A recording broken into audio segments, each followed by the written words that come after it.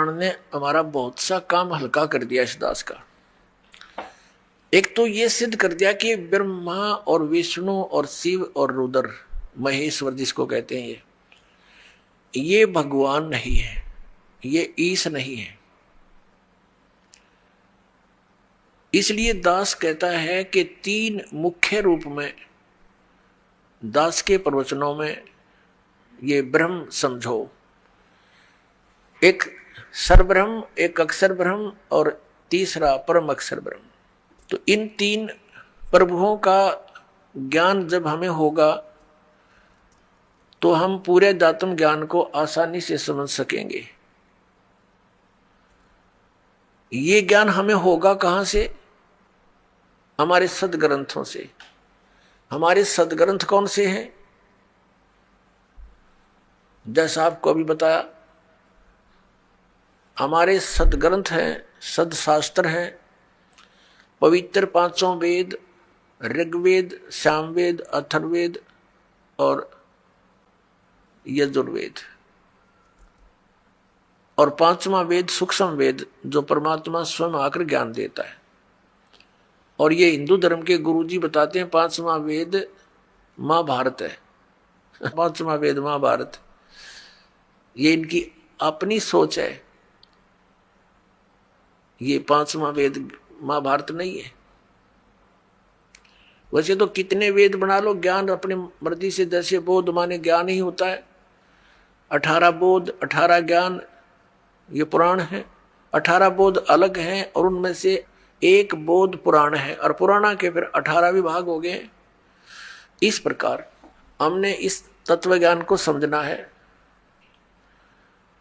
प्रसंग चला है कि परमात्मा की प्राप्ति के लिए हम इतना कठिन प्रयत्न करते हैं। प्रत्येक मानव ये मानता है कि कोई शक्ति है जो हमें सुखी कर सकती है, कोई ऐसी पावर है।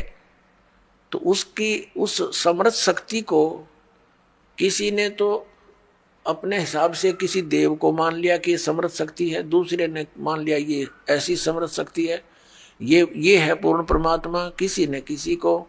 तो ये निर्णय कहां से होगा कि पूर्ण परमात्मा कौन है? जैसे आपके समक्ष श्री ब्रह्मा जी रजगुण, श्री विष्णु सतगुण, श्री शिव जी तमगुण, ये तो रिजेक्ट हो गए, ये गॉड नहीं है, ईश नहीं है, क्योंकि इन्हीं के इतिहास में लिखा है, इनके पिता ने बोला है, सदाशिव ने कह दिया। ठीक, अब ये सदाशिव कौन है? ये कहता मेरा एक ओम अक्षर है। ओम अक्षर किसका है? ब्रह्म का। तो ये ब्रह्म ही सदाशिव रूप में प्रकट हो गया। जैसे गीता ज्ञान देते समय इसने अपना वास्तविक रूप दिखाया श्री कृष्ण से बाहर निकल के, और इतना लंबा चौड़ा, ऊपर तेज बहुत बड़ा इसके शरीर में, और इसके भयंकर रूप को देखकर अर्जुन जैसा योद्धा भी कांप रहा है और कह रहा है कि भगवान आप तो देवताओं को भी खा रहे हो, सिद्धों की सिद्ध भी आपके, ऋषि भी आपके सामने मंगल कामना कर रहे हैं, आप किसी को नहीं बख्श रहे हैं। तो 11वें अध्याय के 32वें श्लोक में कहता है कि मैं काल हूं भाई और अपरिवर्त हुआ हूं। श्री कृष्ण काल नहीं थे। श्री कृष्ण जी ने पहले कभी अपने आप को काल नहीं कहा, बाद में कभी उसने काल नहीं कहा, और उनके पास आकर के सब ग्वाल बाल गोपिकाएं तथा पशु पक्षी भी प्यार पाते थे। तो श्री कृष्ण काल नहीं थे, ये काल था श्री कृष्ण यानी विष्णु जी के पिताजी, जो इनको भी यहां अज्ञान से परिपूर्ण करके रोके हुए हैं। अपनात्मा उस कौन से परमात्मा की हम भक्ति करें, इसका निर्णय हमारे सदग्रंथों में। सदग्रंथ आपको बता दिया, ये पांचों वेद और इन 4 वेदों का निष्कर्ष संक्षेप श्रीमद् भगवत गीता में इस ब्रह्म ने ही बोला है, जो अभी विष्णु और ब्रह्मा जी को कह रहा था कि तुम ईश नहीं हो, तुमने अपने आप को ईश मानकर, कर्ता मानकर बहुत भारी गलती की है, बड़ा अचरज किया है, असंभव बात की है तुमने, कही है तुमने। तो ये भगवान नहीं है, ये तो क्लियर हो गया। और ये गीता ज्ञान दाता यही है, ब्रह्म है, सरपुरुष है, श्री कृष्ण में प्रवेश करके बोलता है। ये स्वयं कभी किसी के समक्ष नहीं आता, इसने प्रतिज्ञा कर रखी है। श्रीमद् भगवत गीता अध्याय नंबर 7 के श्लोक 24 और 25 में यही गीता ज्ञानता था। ये ब्रह्म, ये काल, सदाशिव जिसको कहते हैं, ये कहता कि मैं कभी किसी के समक्ष अपने वास्तविक रूप में नहीं आता। मुझ अव्यक्त को यह व्यक्तिम आपनम मनन्ते, ये बेबुद्धि के लोग, मंदबुद्धि के व्यक्ति मुझे श्री कृष्ण मान रहे होंगे व्यक्ति रूप में प्रकट। आई एम नॉट कृष्ण, मैं अपनी योग माया से छुपा रहता हूं, मैं कभी किसी के समक्ष नहीं आता। ये मेरा अनुत्तम एक नियम है, घटिया नियम है और अविनाशी अटल नियम है कि मैं कभी अपने वास्तविक रूप में, जो ये मेरा रूप है असली, मैं काल हूं, मैं किसी के समक्ष नहीं आता। तो ये कहता है कि मुझे ये कृष्ण मान रहे हैं, मैं कृष्ण नहीं, मैं गुप्त अपने कार्य जो करता हूं, मेरे कर्म और जन्म अलौकिक हैं। श्रीमद् भगवत गीता अध्याय नंबर 4 के श्लोक नंबर 5 और 9 में इसने स्पष्ट किया है। इसके जन्म और कर्म अलौकिक कैसे हैं, ये अभी आने वाले समय में आपको बताएंगे। यहां प्रसंग चल रहा है कि 3 पुरुष हैं। अब साथ में एक कंसेप्ट और क्लियर करना पड़ेगा कि कौन से सदग्रंथ हैं जिनको हम प्रमाणिक माने। जैसे उपनिषद हैं, कोई कठो उपनिषद है, कोई मांडुक्य उपनिषद है। ये मांडुक्य नाम का एक ऋषि था, उसने जैसा वेदों को समझा और जो अपना भक्ति विधि अपनाई और उससे जो उसको अनुभव हुआ, उसने अपना अनुभव लिख दिया। वो उस मांडुक्य ऋषि का अपना अनुभव है। उस उपनिषद में जितना भी ज्ञान वेद और गीता से मिलता है तो वो वेद और गीता का है, बाकी का उस मांडुक्य के अपने घर का है, वो हमें मान्य नहीं है, जो वेद विरुद्ध है। ऐसे ही अन्य उपनिषद समझे आप। तो ये ऋषिकृत है और ये वेद और गीता ये परमात्मा कृत है, प्रभु कृत है। गीता जी के अंदर थोड़ी सी भिन्नता है। जैसे जो ज्ञान वेदों वाला है वो सही है, कुछ ज्ञान में इसने अपनी अटकल लगाई है। ब्रह्म ने जो वेदों में ज्ञान दिया वो तो पूर्ण परमात्मा ने दिया है, इसके अंदर फीड कर दिया, इसका उसमें कोई रोल नहीं रहा। लेकिन आगे इसने ज्ञान दिया है तो ये बीच में इसका ये कहा जाता है कि ब्रह्म दत्त, ये ब्रह्म ने दिया ज्ञान। जैसे ये जीव है, ये है तो भगवान का, और जिस मां से जन्म ले लिया तो वो फिर उसका अधिकार मानती है कि मेरा है, ऐसा समझ लीजिए। और फिर उसी का ही कहा जाता है, बोला जाता है व्यवहार में। तो ऐसे ही चारों वेद पूर्ण परमात्मा ने दिए थे, इसके अंदर फीड कर दिए थे अंतःकरण में ब्रह्म के, सरपुरुष के। इस सरपुरुष ने, ब्रह्म ने अपने श्वासों के द्वारा इसको बाहर निकाला। अपने आप निकल के समय आने पर समुद्र के अंदर फिर इसने बाद में चारों को छुपा दिया था, जो बाद में सागर मंथन करने पर ब्रह्मा जी को प्राप्त हुए। एक इसने नष्ट कर दिया, 5वां वेद, जो जिसके देने के लिए परमात्मा को स्वयं आना पड़ता है। प्रत्येक युग में आते हैं और वो सच्चिदानंद घन ब्रह्म की वाणी वो स्वयं बोलकर हमें ज्ञान देकर जाते हैं, हमारा कल्याण करवाते हैं। तो उस वेद ज्ञान को इसने भी पढ़ा, उसके आधार से फिर इसने गीता में वेदों वाला ज्ञान दिया। फिर साथ में युद्ध कराने के लिए इसने कुछ अपनी अटकल लाई, तो वो अटकल इसके अपने घर की है, वो वेद ज्ञान नहीं है। जैसे इसने श्रीमद् भगवत गीता अध्याय नंबर 3 के श्लोक नंबर 8 में कहा कि अर्जुन, यदि तू एक स्थान पर बैठा रहेगा, कर्म सन्यासी हो गया, तो फिर तेरा निर्वाह कैसे होगा? एक स्थान पर बैठकर हठ योग करके साधना करता रहेगा। तो मूर्ख लोग होते हैं जो ऊपर से तो हठ योग करके समाधिस्थ नजर आते हैं, लेकिन वो अंदर में चिंतन कुछ और ही करते रहते हैं। ऐसा करना व्यर्थ है।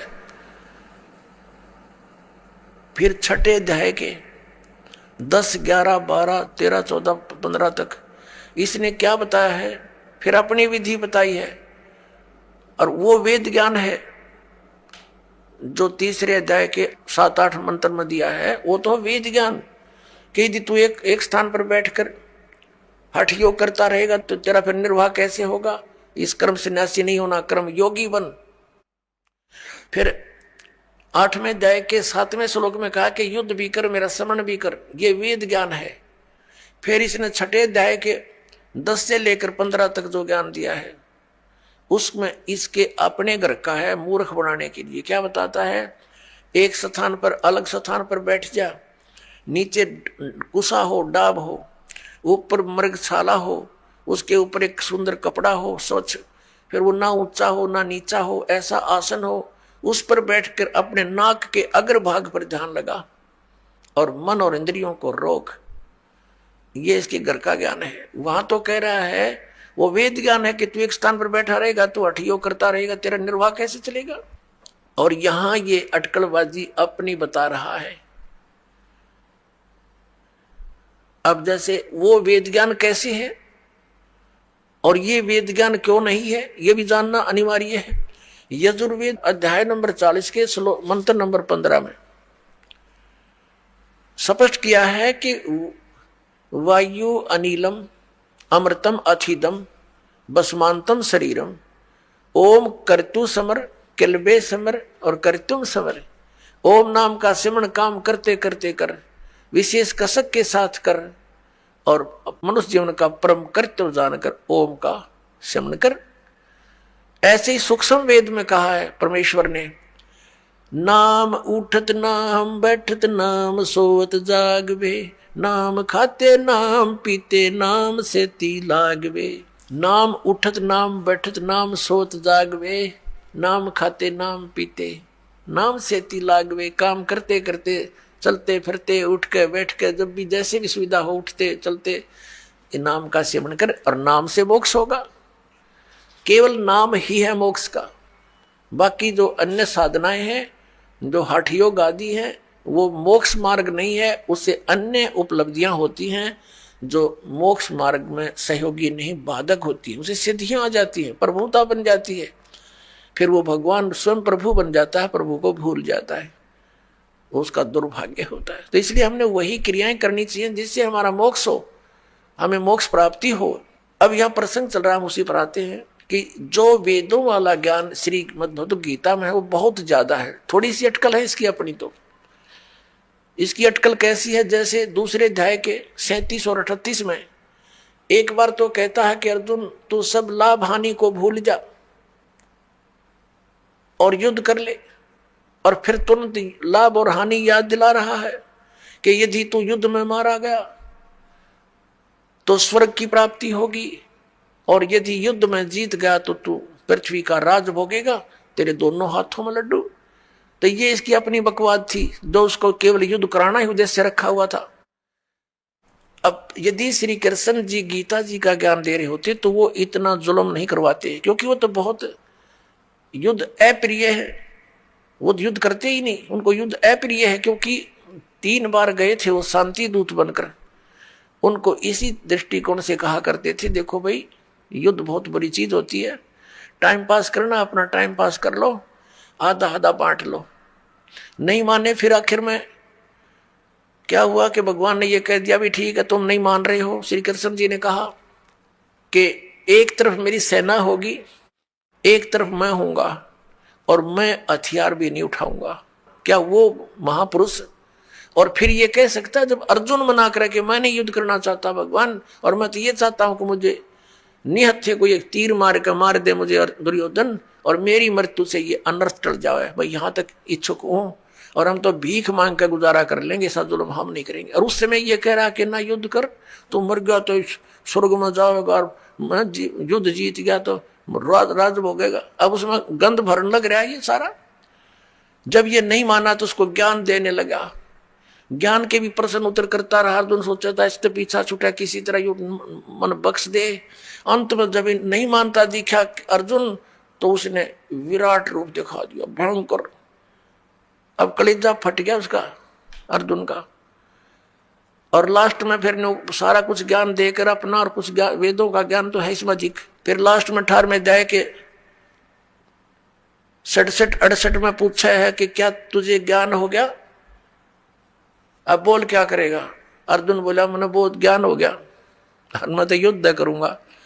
अब उसने सारा दृष्टिकोण पढ़ लिया उसका कि ये युद्ध कराना चाहता है, और यदि मैंने मना कर दिया और इसने एक बार वो दृष्टि फिर दिखा दिया, मेरा हार्ट अटैक हो जाएगा, तो ये तो काम मेरा तो बनेगा। इसलिए अर्जुन ने कह दिया ठीक है भगवान, जो आपकी आज्ञा होगी वही करूंगा, और नाश करा दिया। अब हम आते हैं उसी निष्कर्ष पर अपने आज के विषय पर।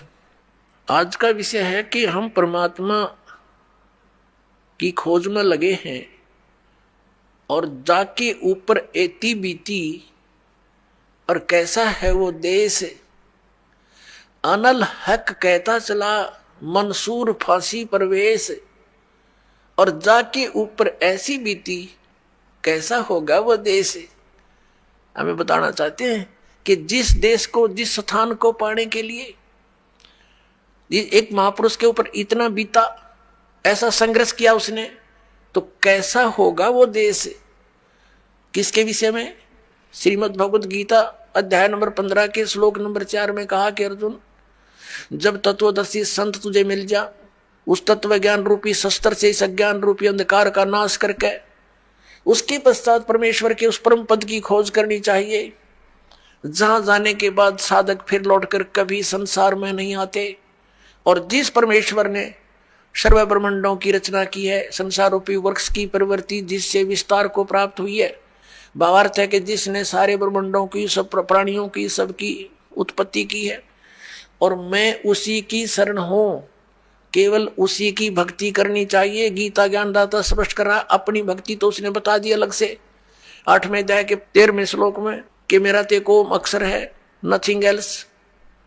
इसकी भक्ति करने से ब्रह्मलोक प्राप्ति होगी, वो परम गति है। वहां जाने के बाद भी फिर वापस आना होगा, ब्रह्मलोक में गए हुए प्राणी भी वापस आते हैं। और गीता ज्ञानदाता 2 अध्याय के 12वें श्लोक में और 4 अध्याय के 5वें श्लोक में और 9वें श्लोक में, 10वें अध्याय के 2 श्लोक में गीता जी में कहता है कि अर्जुन, तेरे और मेरे बहुत जन्म हो चुके हैं, तू नहीं जानता, मैं जानता हूं। मेरे कर्म और जन्म अलौकिक है। इससे सिद्ध होगा कि इस गीता ज्ञानदाता कहता 8वें अध्याय के 13वें श्लोक में, ओम इति एकाक्षरम ब्रह्म व्यवहारण माम अनुसमरण ये परियाति तो जमदेहम स याति परमाम गतिम। मुझ ब्रह्म का केवल एक ओम अक्षर है, नथिंग एल्स। जैसा आप जी ने शिव महापुराण में अपनी आंखों देखा था कि मेरे मुख से ये ओंकार एक प्रणव मंत्र उच्चारण हुआ था, और ये एक अक्षर हो गया इन ए उ में बिंदु नाद से मिलकर इन 5 अवयों से एकीभूत होकर के ये एक अक्षर हो गया, ओम अक्षर हो गया। तो गीता अध्याय नंबर 8 के श्लोक नंबर 13 में, गीता अध्याय नंबर 8 के श्लोक नंबर 13 में ये वही कह रहा कि ओम इति एकाक्षरम ब्रह्म व्यवहारण माम अनुसमरण यह प्रयाति तदम देहम सयाति प्रमाम गति। मुझ ब्रह्म का यह एक ओम अक्षर है, नथिंग एल्स। अंतिम समय तक इसकी साधना भक्ति करता हुआ, श्रवण करता हुआ जो शरीर त्याग कर जाता है, वह परम गति को प्राप्त होता। कौन सी परम गति? ओम से मिलने वाली स्थिति गति। वो क्या है? वो ब्रह्मलोक प्राप्ति है। 8वें अध्याय के 16वें श्लोक में कहा कि ब्रह्मलोक पर्यंत भी सभी पुनरावृत्ति के अंदर वहां गए प्राणी भी पुनर्जन्म में हो आते हैं, क्योंकि ये खुद कहता मेरा भी जन्म होता है, तेरा भी होता है।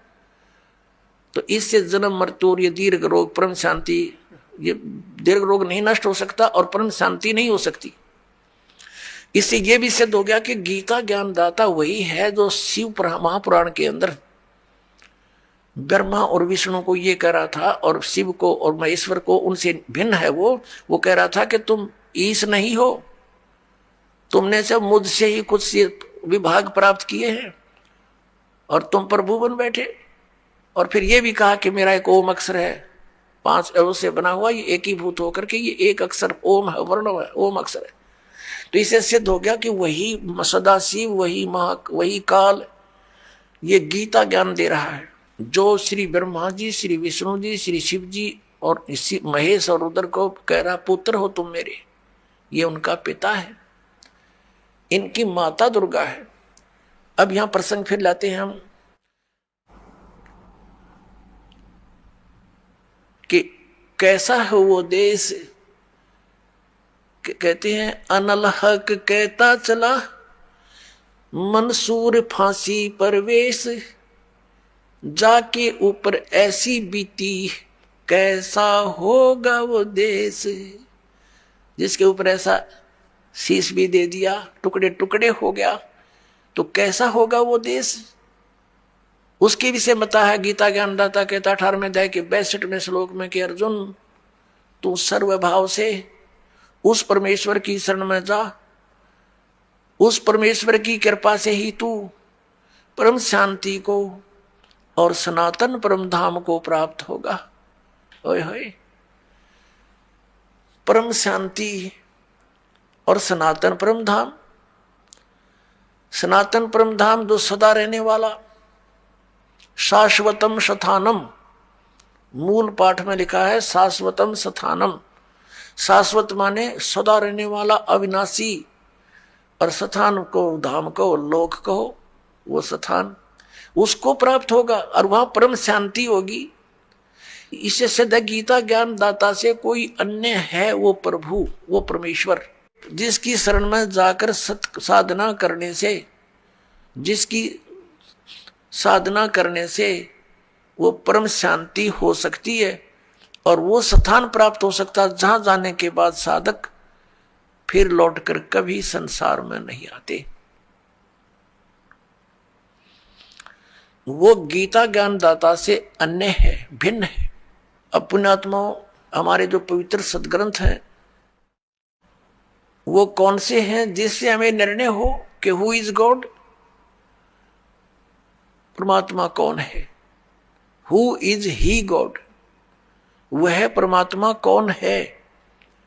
उस परमेश्वर की शरण में जाने के लिए गीता ज्ञान दाता कह रहा है उस परमेश्वर की शरण में जाओ, वह परमेश्वर कौन है और कहां प्रमाण है और उसकी साधना का मंत्र कौन सा है और किसको सत्य माने। श्रीमद् भगवत गीता अध्याय नंबर 16 के श्लोक नंबर 23 और 24 में कहा है, अर्जुन जो शास्त्र विधि को त्याग कर मनमाना आचरण करते हैं उनको न तो सुख हो, न उनकी गति हो और न ही उनको कोई सिद्धि प्राप्त हो सकती, अर्थात यूजलेस, व्यर्थ।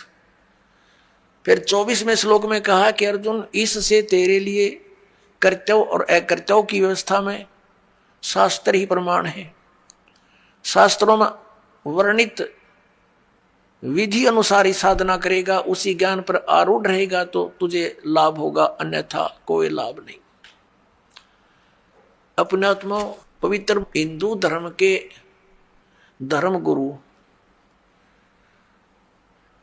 आदरणीय शंकराचार्य जी माने जाते हैं। आदि शंकराचार्य जी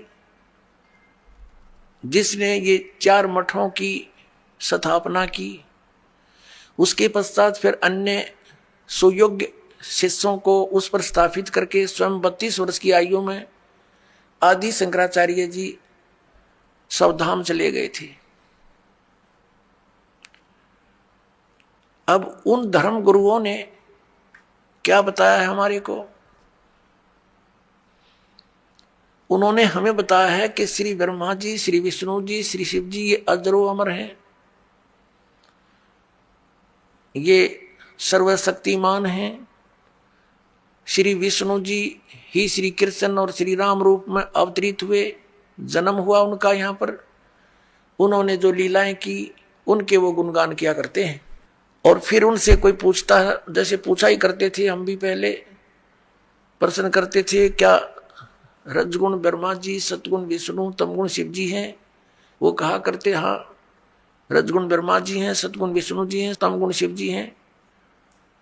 और रजगुण ब्रह्मा जी उत्पत्ति करते हैं और सतगुण विष्णु जी हमें हमारी यहाँ सतिथि रखते, बनाए रखते हैं, पालन भी करते हैं। और श्री शंकर जी संहार करते हैं, ये तमोगुण है। तब उनसे प्रश्न किया करते कि श्री ब्रह्मा जी, श्री विष्णु जी, श्री शिव जी ये किसकी भक्ति करते हैं? वो उत्तर देते थे कि भगवान विष्णु और शंकर श्री राम की भक्ति करते हैं। कोई कहता है कि श्री शंकर जी के आराध्य देव विष्णु जी हैं, कोई कहते हैं श्री विष्णु जी के आराध्य देव शंकर भगवान हैं, ये इन्हीं की पूजा करते हैं। और यहाँ तक कहते थे कि राम तो शिव जी की भक्ति करता है, शिव जी श्री राम की भक्ति करता है। इसको उहाबाई का ज्ञान कहते हैं। आदि शंकराचार्य जो पवित्र हिंदू धर्म के जो धार्मिक गुरु माने जाते हैं, इनका विधान क्या है कि जीव ही ब्रह्म है। अयम आत्मा ब्रह्म, अहम ब्रह्मास्मि, तत्वमसि, प्रज्ञानम ब्रह्म, ये इनके चारों मठों के एक एक वाक्य हैं। और यही वाक्य उपासना के हैं, मोक्ष मार्ग बताते हैं ये। और ये भी कहते हैं कि ये चारों वाक्य उपनिषदों से लिए गए हैं। और फिर इनसे प्रश्न किया करते थे कि क्या वेदों वाला ज्ञान ही श्रीमद् भगवत गीता में है? संक्षेप में हाँ, ये स्वयं ही बताते थे कि चारों वेदों ऋग्वेद, यजुर्वेद, सामवेद, अथर्ववेद का संक्षेप में ज्ञान है श्रीमद् भगवत गीता, जो भगवान श्री कृष्ण ने बोला, इनका कहना था। और फिर इनसे प्रश्न किया करते थे कि श्री मद् भगवत गीता के अंदर जो वर्णित विधि है, हमें मोक्ष मार्ग बताइए। तो ये क्या बताया करते? गीता जी का पाठ करो नित्य, मोक्ष मार्ग बताते हैं ये। गीता जी का पाठ करो नित्य, एक अध्याय जितना भी कर सकते हो, तुम्हारा मोक्ष हो जाएगा। फिर क्या कहा करते थे? हरे राम हरे कृष्ण, हरे राम राम राम हरे हरे, ये मंत्र जाप करो। इन्होंने कैसा विभाजन कर रखा है कि ओम नाम का जाप तो सन्यासी करते हैं, और अन्य के लिए अन्य नमः शिवाय, ओम नमः शिवाय, किसी के लिए हरे राम राम हरे हरे, कृष्ण कृष्ण हरे हरे, ये मोक्ष कर देगा। पुण्यात्माओं, एक तरफ तो इन शंकराचार्यों जी का मानना है कि जीव ही ब्रह्म है, और दूसरी तरफ ये कहते हैं श्री कृष्ण भगवान स्वयं, कृष्ण श्री कृष्ण भगवान है स्वयं, श्री राम भगवान स्वयं। और फिर उदाहरण देते हैं कि एक समय, जिस समय द्रौपदी का चीरहरण हो रहा था, तो भगवान ने द्वारका से दौड़कर आकर उसकी लाज रखी। फिर उदाहरण देते हैं कि जैसे एक बार गज और गरहा यानी मगरमच्छ लड़ रहे थे, गज ने भगवान को पुकारा, भगवान नंगे पैरों दौड़ के आया, उसकी रक्षा की।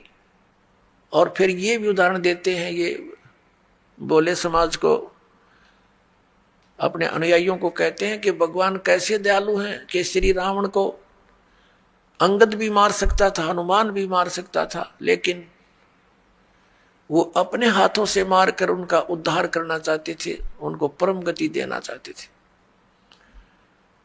ऐसे ही कंस को भी अपने हाथों से मारकर उसको परम गति दी, क्योंकि भगवान के हाथों से मरने से परम गति हो जाती है। अब पुण्यात्माओं, ये कोई बात हो इनकी? ये कोई ज्ञान है? कोई आधार है इनकी ज्ञान का? एक तरफ तो कह रहे हैं जीव ही ब्रह्म है, तुम ब्रह्म, तुम स्वयं ही परमात्मा है। जैसे एक उदाहरण देते हैं, ये इनके इतिहास को दास ने पढ़ा, इनके सदग्रंथों को देखा, उदाहरण दे रखा है कि एक व्यक्ति, एक शिष्य गया गुरुजी के पास कि मैं किस देव की, किस भगवान की उपासना करूं, मुझे उसका ज्ञान कराइए। तो गुरुदेव ने बताया कि तू खुद ही भगवान है, तू ही परमात्मा है, तू अज्ञानता से अपने आप को जीव समझ रहा है, बस वो भगवान बन गया, उसको ज्ञान हो गया शिष्य को। वाह भाई वाह, कितना सिंपल, कितना साधारण से ज्ञान हो गया। और फिर ये मंत्र जाप करते, हरे राम राम राम कृष्ण कृष्ण हरे हरे। फिर ये किस लिए? जब तुम ही जीव ही परमात्मा है, फिर ये किस लिए कर रहे हो? ये कीर्तन किसका कर रहे हो? भगवान का। भगवान तुम राम को भी मानो, श्री कृष्ण को भी भगवान मानो, और विष्णु जी भी भगवान, शंकर भी भगवान, नारायण भी भगवान थारे। और फिर नो के जीव ब्रह्म, और ब्रह्म को कहते हो तो सर्वव्यापक है, निराकार है, यानी आत्मा को कहते हैं कि ये आत्मा ही सर्वव्यापक है और परमात्मा कोई नहीं, जीव ही ब्रह्म है। फिर नो कहें कि उसका गज की रक्षा के लिए, हाथी की रक्षा के लिए भगवान दौड़े दौड़े आए। देख सिर पैर नहीं इनके ज्ञान का। ये तो ऐसी कथा है इनकी जैसे एक दादी माँ अपने पोत्र पोत्रियों को शाम के समय सुलाते समय कथा सुनाया करती। एक बुढ़िया कथा सुना रही थी, बच्चे सो नहीं रहे थे रात्रि के समय। कह रही थी बेटा, एक मकान पर एक भूतनी बैठी थी, प्रेतनी, लंबे लंबे दांत थे, मोटी मोटी आंखें थी और पीछे से पैर मुड़े हुए थे, उसके घुटनों से पीछे ऐसे बैठी थी, उसके पैर काम नहीं करते, मुड़े हुए थे। और जो बच्चे रात्रि के समय देर तक जागते हैं ना, उनको उठाकर दौड़ जाती है। अब बच्चे कहने लगे दादी माँ, जिसके पैर मुड़े हुए हों वो दौड़ेगी कैसे? तो बुढ़िया कहती है सो जा सो जा, हाउ आ जाएगा। अब बच्चे पूछते हैं वो हाउ कैसा होता है? कि तुम ही तो हाउ हो, सिर दर्द कर रखा, पड़ जाओ। इनका तो यू ज्ञान है इन शंकराचार्यों का, और कितने देश को भ्रमित करे बैठे। आज का जो विषय हम उसी पर आते हैं कि श्री ब्रह्मा रजगुण, श्री विष्णु सतगुण, श्री शंकर तमगुण, महेश्वर तमगुण, ये भगवान नहीं है। ये तो आपको सिद्ध ही कर दिया दास ने, इन्हीं के इतिहास में दिखा दिया श्री शिव पुराण में और विद्वेश्वर संहिता के अध्याय नंबर 7, 9 और 10 के अंदर। अब बाकी बचे 3 पुरुष, जो दास कहता है कि 3 पुरुष मुख्य तौर पर अध्यात्म ज्ञान के अंदर आते हैं। एक सरपुरुष, एक अक्षर पुरुष और तीसरा परम अक्षर पुरुष। इन्हीं को अन्य शब्दों में सरब्रह्म, अक्षर ब्रह्म और परम अक्षर ब्रह्म, और अन्य शब्दों में ईश्वर, परमेश्वर कहा जाता है। ये कहाँ प्रमाण है? अब दास ने ये तो प्रमाणित आपके समझ कर ही दिया कि हमने सदग्रंथों के अतिरिक्त अन्य किसी भी दंत कथा को स्वीकार नहीं करना है जो वेदों, गीता और सूक्ष्म वेद में प्रमाणित ना हो। और इसी का समर्थन पवित्र श्रीमद् भगवद गीता अध्याय नंबर 16 के श्लोक 23 और 24 से हमें प्राप्त हुआ। तो इसी कंसेप्ट क्लियर हुआ कि इसके अतिरिक्त जो वेदों में वर्णित और गीता में वर्णित विधि है तो वो हमें मान्य है और वही हमारी मोक्षदायक है, कल्याणकारक है, उससे अतिरिक्त नहीं। अब ये जैसे शंकराचार्य जी और अन्य जितने भी हिंदू धर्म के गुरुजन हैं, ये श्रीमद् भगवद गीता को शिरोधार्य बताते हैं, अनमोल ग्रंथ बताते हैं और भगवान श्री कृष्ण जी द्वारा दिया गया एक अनमोल रतन बताते हैं। वास्तव में तो ये ज्ञान किसने बोला, इनकी बुद्धि वहां तक पहुंच नहीं सकती क्योंकि ये बाल बुद्धि वाले हैं, इनका तो कोई ज्ञान का सिर पैर नहीं है। फिर भी ये दास उसको समझाने के लिए पूरा प्रयत्न करेगा और सत्य है जो दास बताएगा वो फाइनल है, सदग्रंथों में प्रमाणित है। अब ये जाप करते हैं हरे कृष्ण हरे राम और कई तरह देरा दे श्याम मिला दे या ओम नमः शिवाय, और बाकी का आपको बता दिया कि अयम ब्रह्म, अयम आत्मा ब्रह्म, या आत्मा ही ब्रह्म है। बता फिर क्यों डले डोरे हो, जब आत्मा ही ब्रह्म है तो बैठो आराम से। तो कुत्ते की आत्मा ही ब्रह्म है, फिर तो शहर से पट्टे करती फिर वाह। अरे हम यहाँ बुरा हाल हुआ पड़ा है, अज्ञान के कारण हम ऐसे आप दंत कथा बना बैठे, ना वेद ज्ञान और न इनके पास कोई अन्य शास्त्र से परिचित, ये अपना दंत कथा बना रखी है। अपने आत्मा श्रीमद् भगवद गीता में जो विधि वर्णित है भगवान के स्मरण की, उसके अतिरिक्त जो नाम जाप किए जाते हैं वो शास्त्र विधि को त्याग कर मनमाना आचरण है, वो यूजलेस है। हरे राम हरे कृष्ण कृष्ण कृष्ण हरे हरे ओम नमः शिवाय आदि ये मंत्र व्यर्थ हैं। और बाकी ये ओंकार, अरंकार, ज्योति निरंजन, सतनाम आदि ये 5 नाम है, ये व्यर्थ है। अकाल मूर्त सब स्वरूपी राम सतपुरुष, ये व्यर्थ नाम है, ये मोक्षदायक नहीं है, ये उपमात्मक नाम है।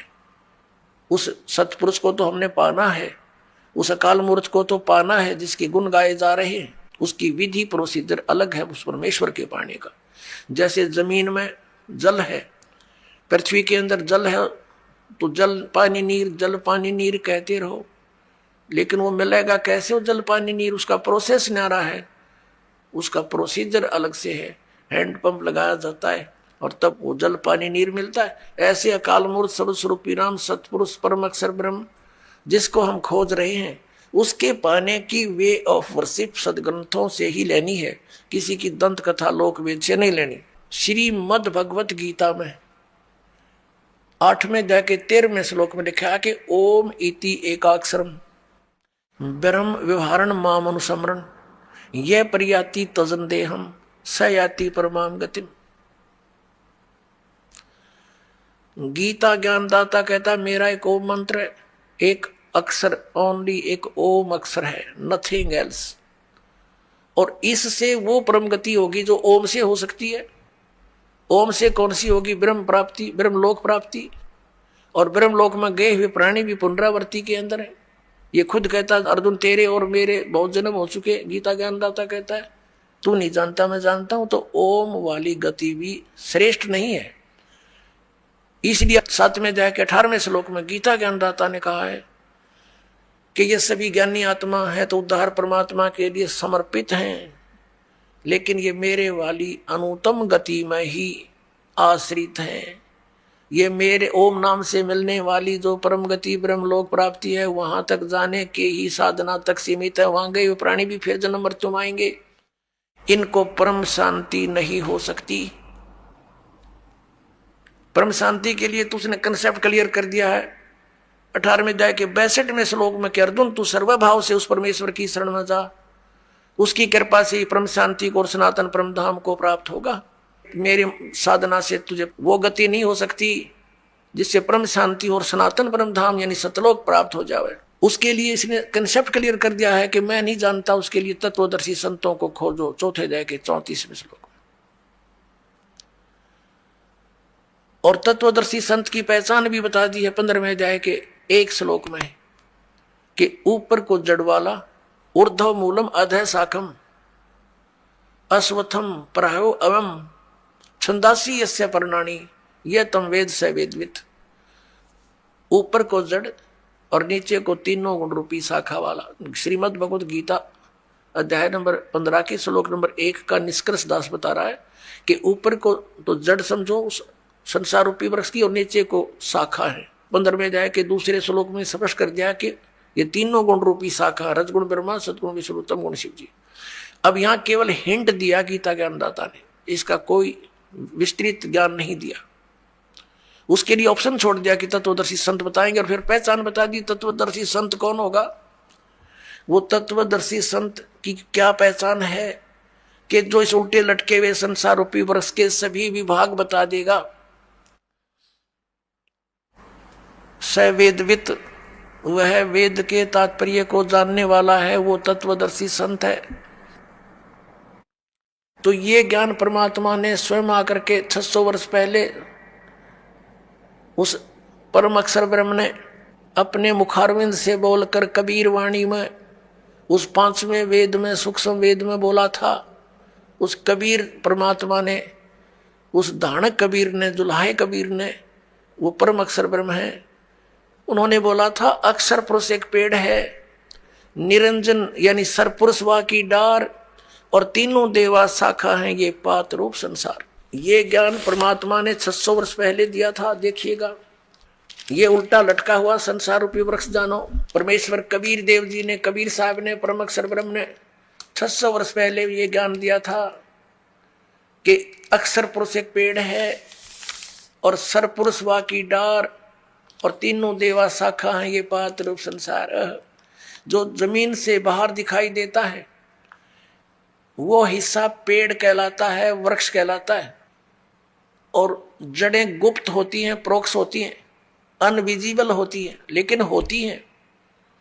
तो परमात्मा ने स्वयं आकर के ये ज्ञान बताया था कि इस संसार रूपी वृक्ष के सब पार्ट्स बताए थे।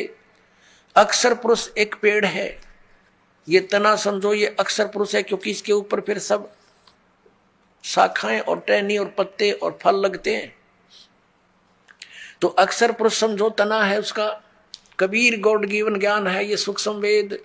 कबीर अक्षर पुरुष एक पेड़ है, निरंजन इसको सर पुरुष भी कहते हैं, हुआ की डार, और तीनों देवा रजगुण ब्रह्मा सतगुण विष्णु तमगुण शिव जी ये शाखा है, और पात रूप संसार ये तना है अक्षर पुरुष। इसके फिर एक मोटी डार निकली, इसको जानो सर पुरुष ये ब्रह्म, सर ब्रह्म भी कहते हैं इसको, सर पुरुष या सर ब्रह्म। ज्योत निरंजन भी इसी का, इसको कहते हैं, काल भी इसी को कहते हैं। और इसकी तीन शाखाएं फिर निकली, रजगुण ब्रह्मा, सतगुण विष्णु और तमगुण महेश यानी शिव, और पात रूप संसारे।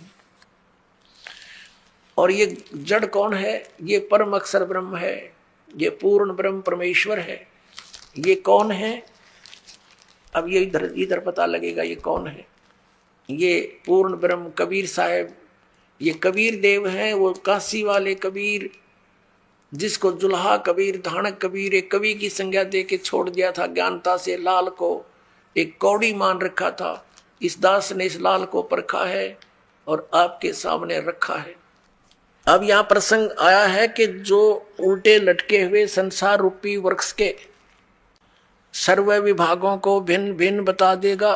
स वेदविद, वो वेद के तात्पर्य को जानने वाला है, वो तत्वदर्शी संत है। अब तत्वदर्शी संत की भूमिका करने के लिए स्वयं परमेश्वर आते हैं, सचखंड से चलकर आते हैं, सतलोक से तीसरे मुक्ति धाम से उस धूलोक के तीसरे पृष्ठ पर परमात्मा स्वयं विराजमान है, एक देशीय है, साकार है, मनुष्य दृश्य है। और वहां से वो गति करके सह शरीर आते हैं और यहाँ अपनी अच्छी आत्माओं को मिलते हैं, उनको तत्व ज्ञान समझाते हैं, क्योंकि वो इन अज्ञानी ऋषि महर्षि नाचार्यों से अज्ञान ग्रहण किए हुए होते हैं। उनको फिर ये तत्व ज्ञान दिखाते हैं, अपनी सतिथि से परिचित कराते हैं, सचखंड सतलोक ले जाकर वापस छोड़ते हैं, अपना गवाह बनाते हैं। फिर वो संत उस परमेश्वर के द्वारा प्राप्त ज्ञान और आंखों देखे उस पूरे ब्रह्मांडों को, सतलोक को, फिर अपनी वाणी में ढोल के डंके पर आवाज लगाकर सुनाते हैं, कहते हैं कि कबीर इज गॉड, धानक रूप रहा करतार, अनंत कोट ब्रह्मांड का एक रति नहीं भारे, सतगुरु पुरुष कबीर हैं ये कुल के सिरजनहार। उन महापुरुषों ने जिनको परमात्मा का साक्षात्कार हुआ और सचखंड सतलोक वो स्थान देखा जहां भगवान रहता है, उन्होंने सब ने बताया कि परमात्मा साकार है, सह शरीर है, उसका नाम कबीर है, वो मनुष्य दृश्य है। और ये वही परमात्मा काशी के अंदर धानक रूप जुल्हा रूप में प्रकट हुए थे और तत्व ज्ञान देकर चले गए थे। अब गीता जी अध्याय नंबर 15 के श्लोक नंबर 1 में स्पष्ट हो गया कि तत्वदर्शी संत वो होगा जो इस संसार रूपी वृक्ष के सभी पार्ट्स को, सभी विभागों को भिन्न भिन्न बतावे। पुण्यात्मा परमात्मा खुद आए थे वो ज्ञान देने के लिए, और इन अज्ञानियों के कारण, इन ऋषि महर्षि आचार्यों मंडलेश्वरों नकली गुरुओं के कारण इस अज्ञान को सुनकर हमने इस लाल को तो कौड़ी बनाकर डाल दिया कूड़े के टोकरे में, और कौड़ी हमने उठा के छाती का लगा रखे थे। ये जो पूजा के योग्य भगवान नहीं थे, जो भगवान ही नहीं थे, उनके हम पूज रहे थे।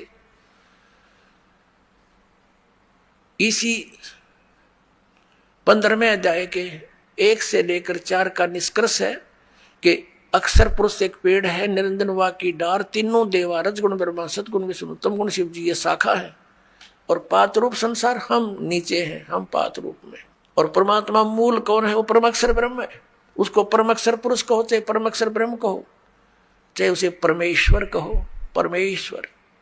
अब फिर क्या बताया है कि 15वें अध्याय के 4 श्लोक में कहा कि उसके पश्चात उस तत्व ज्ञान रूपी शस्त्र अर्थात उस अज्ञान नाशक हथियार के द्वारा इस अज्ञान का नाश करके, यानी तत्व ज्ञान समझकर उसके पश्चात परमेश्वर के उस परम पद की खोज करनी चाहिए, जहां जाने के बाद साधक फिर लौटकर कभी संसार में नहीं आते, उनको पूर्ण मोक्ष प्राप्त होता है। और जिस परमेश्वर ने सब ब्रह्मांडों की रचना की है, अब गीता ज्ञानदाता तो इस संसार रूपी वृक्ष के यानी ब्रह्मांडों का रचनहार भी नहीं है, क्योंकि गीता जी अध्याय नंबर 15 के श्लोक नंबर 3 में कहा कि अर्जुन, इस संसार रूपी वृक्ष का यानी सारे ब्रह्मांडों की जानकारी मैं नहीं जानता।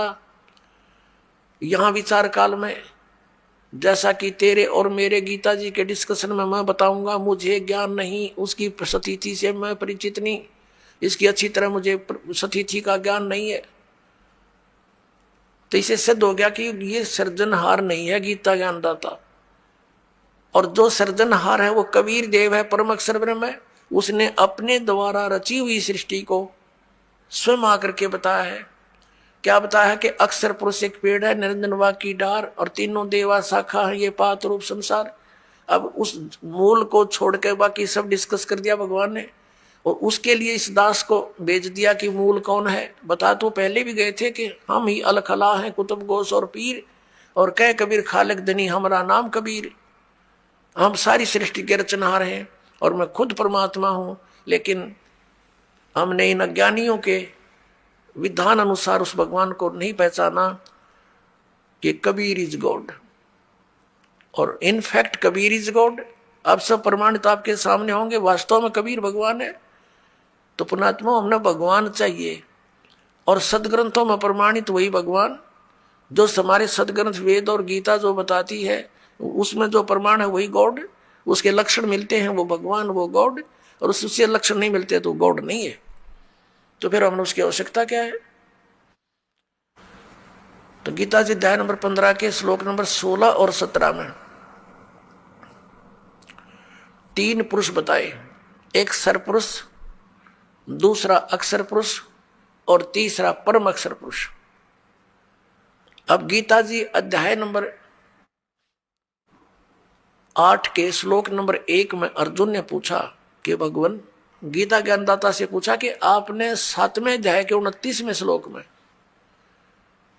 जिस तत्ब्रह्म के विषय में कहा है कि उस जो व्यक्ति जरा और मरण से छूटने के लिए ही प्रयत्नशील है, जरा माने वृद्धावस्था, बुढ़ापे का संकट, और मरण माने मृत्यु, इन दोनों से जो छूटने के लिए प्रयत्न कर रहे हैं, अन्य कोई डिमांड संसार के नहीं कर रहे हैं, तो वो उस तत्ब्रह्म से परिचित हैं, और सारे आत्म ज्ञान से और सभी कर्मों से वो परिचित हो चुके हैं। तो अर्जुन ने पूछा 8वें अध्याय के प्रथम मंत्र में कि किम तत्ब्रह्म, किम अध्यात्म, किम कर्म पुरुषोत्तम, क्योंकि वो तो पुरुषोत्तम मान रहा था उसने श्री कृष्ण को। कौन? अर्जुन। तो उसने पूछा कि फिर वो कौन है तत्ब्रह्म? 8वें अध्याय के 3 श्लोक में गीता ज्ञानदाता ने कहा कि वो परम अक्षर ब्रह्म है। अब उसे परम अक्षर ब्रह्म कहो, परम अक्षर पुरुष कहो, एक ही बात है। 8वें अध्याय के 5 और 7 में गीता ज्ञानदाता कहता है कि अर्जुन, तो युद्ध भी कर, मेरा स्मरण भी कर, मुझ में भावित रहकर मुझ में श्रद्धा रख के भक्ति करता हुआ शरीर छोड़कर जाएगा तो मुझे प्राप्त होगा। 8वें अध्याय के 6 श्लोक में कहा कि अर्जुन, ये विधान है कि अंत समय में जो जिसके ऊपर आसक्त होता है, जिसमें जिसकी भावना रहती है, जिसके ऊपर वो भावित रहता है भाव में, उसी को प्राप्त होता है। यही सूक्ष्म वेद में कहा कि जहां आशा ता बासा होई, मन कर्म वचन सुमरियो सोई।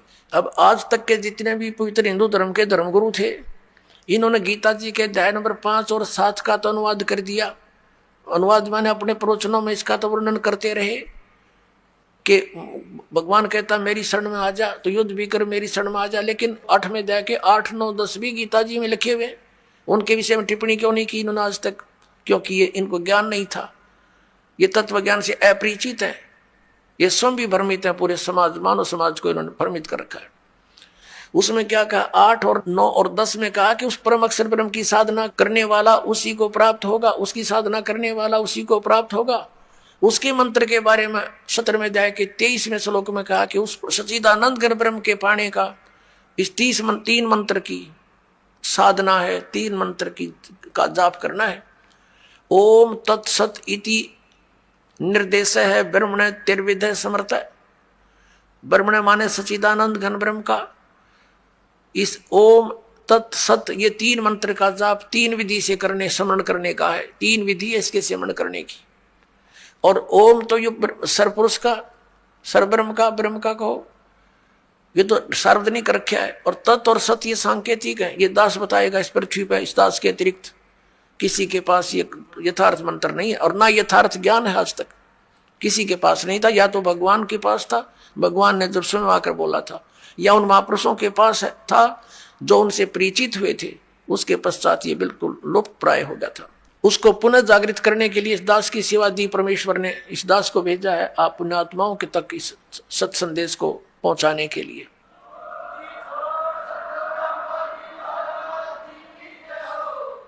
अब यहाँ 17वें अध्याय के 23वें श्लोक में 3 मंत्र का जाप है परम अक्षर ब्रह्म का। तो 8वें अध्याय के 8, 9, 10 श्लोक में कहा है कि उस तत्वदर्शी संत से वो कोड वर्डों में लिखे हुए यथार्थ मंत्र प्राप्त करके जो उस परमेश्वर परम जो पुरुष की यानी परमेश्वर की साधना करता है, परम अक्षर ब्रह्म की, तो अंत समय में भक्ति के बल से उस मंत्रों के जाप की साधना की शक्ति से उसको प्राप्त हो जाता है। उस परमात्मा को प्राप्त करके फिर दोबारा संसार में नहीं आते, उनका जन्म मृत्यु सदा के लिए समाप्त हो जाता है। गीता ज्ञानदाता अपनी साधना और अपनी स्थिति से तो स्वयं परिचित करा रहा, अपनी गति से भी, कि अर्जुन तेरे और मेरे बहुत से जन्म हो चुके, तू नहीं जानता मैं जानता हूँ। इसे सिद्ध है कि गीता ज्ञानदाता की भक्ति साधना से परम गति नहीं हो सकती। इसलिए 7वें अध्याय के 18वें श्लोक में गीता ज्ञानदाता अपनी गति को यानी ओम नाम से होने वाली परम गति को अनुत्तम कह रहा है कि अश्रेष्ठ है, व्यर्थ है। अपनात्माओं 15वें अध्याय के 16 और 17 श्लोक में 3 प्रभु गति क्लियर है, 3 पुरुष, एक सरपुरुष एक अक्षर पुरुष। और सरपुरुष और अक्षर पुरुष के विषय बताया कि ये भी दोनों नाशवान है और इनके अंतर्गत जितने प्राणी हैं वो भी नाशवान है। आत्मा किसी की मरती नहीं, वो तो विषय अलग है। कुत्ते की भी ना मरती, नहीं तो गधे की भी नहीं मरती, आत्मा अलग है। तो कहने का भाव यह है कि सरपुरुष भी नाशवान, अक्षर पुरुष भी नाशवान। वैसे अक्षर पुरुष का अर्थ होता है अविनाशी, लेकिन ये भी व्यर्थ, ये भी नाशवान है, लेकिन ये काफी चिरस्थायी है, इसका जीवन बहुत लंबा चौड़ा है। आने वाले समय में आपको यह कंसेप्ट भी क्लियर करेंगे कि कितना अविनाशी है। इसलिए 15वें अध्याय के 17वें श्लोक में उस परम अक्षर ब्रह्म के विषय में कहा है, परम अक्षर पुरुष के विषय में कहा है कि उत्तम पुरुष है तू अन्य परमात्मा इति उदाहरत है। यह लोक तरम अविषय विवर्ती अवैश्वर है। उत्तम पुरुष यानी श्रेष्ठ परमात्मा प्रभु तो कोई अन्य है। ऊपर 15वें अध्याय के 16वें श्लोक में वर्णित सरपुरुष अक्षर पुरुष से कोई अन्य है और है, और वही परमात्मा का कहलाता है। परमात्मा माने भगवान, श्रेष्ठ आत्मा। अपने आत्मा जहां हम रह रहे हैं यहां ये परमात्मा के लक्षण है। किसी की टांग टूट गई, किसी का कैंसर हो रही है, किसी का बेटा मर गया, किसी की बेटी मर गई, किसी का पूरा परिवार नाश हो गया एक्सीडेंट या किसी अन्य कारण से, तो क्या ये परमात्मा का स्थान है? परमात्मा का अर्थ है तो दुख ना दे, सुख ही सुख दे, उसको भगवान कहते हैं। तो यहाँ लिखा है कि वो तीसरे नंबर का जो परम अक्षर ब्रह्म है, परम अक्षर पुरुष है, वो है वास्तव में भगवान, वो परमात्मा कहा जाता है। और यह लोक तरमावी से भी बढ़ती, जो तीनों लोकों में प्रवेश करके सबका धारण पोषण करता है। जैसे संसार रूपी उल्टे लटके हुए वृक्ष की जड़ें ऊपर हैं, यानी वो परम अक्षर ब्रह्म है, ऊपर तीसरे मुक्ति धाम में रहता है, ध्रुवलोक के तीसरे पृष्ठ पर विराजमान है, वहां रहता है। और वहां से वो जड़ समझो सारे संसार की, उससे सब उत्पत्ति हुई है, वही सबका धारण पोषण करता है। जैसे वृक्ष को जड़ से मूल से ही आहार प्राप्त होता है, सब पूरे पेड़ का पालन जड़ से ही होता है, मूल से होता है। तो वो मूल तो परम अक्षर ब्रह्म है, उसको परम अक्षर ब्रह्म कहो, परम अक्षर पुरुष कहो। और तनायु अक्षर पुरुष है, और उसके बाद डार जो है वो सर पुरुष है, ये ब्रह्मा विष्णु महेश का पिता। और उसके फिर 3 पुत्र हैं, 3 शाखा है उसकी, उस डार की, रजगुण ब्रह्मा, सतगुण विष्णु, तमगुण शिव जी। और उससे आगे फिर ये यहाँ के जितने भी जीव हैं वो लटके हुए हैं। तो ये कंसेप्ट क्लियर हो गया कि इस भक्ति मार्ग के अंदर ये 3 पुरुष हैं, सरपुरुष, अक्षर पुरुष और परम अक्षर पुरुष। और परम अक्षर पुरुष की साधना के लिए यो गीता ज्ञानदाता स्पष्ट करा कि उसकी शरण में जा, उसकी साधना कर, उसी से पूर्ण मोक्ष होगा। फिर अन्य की साधना किस लिए हम करते हैं, अन्य की पूजा किस लिए करते? अज्ञानता के कारण। तो इस तत्व ज्ञान से और इस दास से आपको पता लगेगा कि हु इज गॉड, वो कौन है परमात्मा, और क्या उसकी पूजा की विधि कौन सी है। तो फिर थोड़ा सा काम रह जाएगा भक्ति करनी, और वो भक्ति इतनी आसान है। नाम उठत नाम बैठत नाम सोवत जागवे, नाम खाते नाम पीते नाम सेती लागवे। जैसे हठियों किया करते थे, खड़े होकर तपस्याएं करते थे, ये कोरी बकवाद थी, ये मनमाना आचरण था। हम सोचा करते थे कि ऐसे ही भगवान मिलेगा, हमारा नंबर नहीं आ सकता, हम बाल बच्चे भी नहीं त्याग सकते, भगवान संन्यास लेने से ही मिलता है। ये अज्ञानता से हमारी सोच थी। अब तत्व ज्ञान की रोशनी से हमें ज्ञान हो गया कि वो तो डले डोया करते। उसके विषय में कहा कि डंब करें डूंगर चढ़े, डंब दब माने पाखंड करते हैं, ऊंचे स्थान पर जाकर बैठ जाते हैं, नुआसन पदम लगा गए, धूना लगा गए, चमटा गाड़ गए कि दूर तो दिखा किसी ने महात्मा बैठा है। और हमने सोचा करते भाई यूं मिला कर भगवान, अज्ञानता के कारण। उसके विषय में सुख संवेद में कहा है कि दंभ करें डूंगर चढ़े, डूंगर माने ऊंचे स्थान पर, पहाड़ पहाड़ी पर बैठ जाते हैं। दंभ करें डूंगर चढ़े अंतर जीनी झूल, और जग जाने बंदगी कराइए वो है सूल बबूल है। जनता ने सोचे ये भक्ति कर रहा है तो बबूल के सूल बोल की करके कांटे वो रहा अपने अगत में, क्योंकि साधना शास्त्र विरुद्ध है। तप से राज राज मदमानम, जन्म तीसरे शुक्र स्वानम, तपेश्वरी सो राजेश्वरी, राजेश्वरी सो नरकेश्वरी। जितना अधिक तप करेगा उसको अधिक राज मिलेगा, अधिक राजा अधिक समय तक नरक में डाला जाता है, क्योंकि तप से राज राज मदमानम, इतना अभिमान हो जाता है राजा में आगा पीछा